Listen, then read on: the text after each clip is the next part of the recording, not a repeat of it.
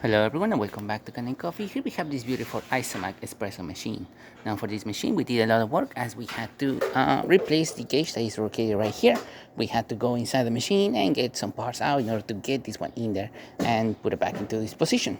We also replaced the water tank. That over there that you see right there is the old water tank. The newer water tank is inside. It's much better looking than that one for sure, and it will definitely work for more years on the machine. So we're gonna be testing this espresso machine. We're gonna use the dual basket on this single shot portafilter. Hopefully I pick up the right grind settings of this machine, otherwise you're gonna see drip coffee or coffee barely dripping. There you go. Nice steady stream coming out of the spout.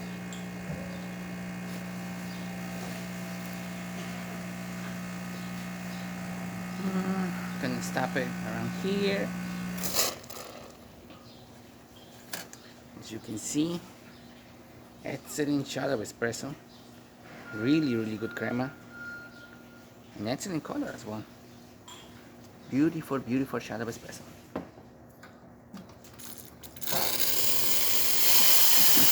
As you can see, the steamer one definitely has a lot of pressure.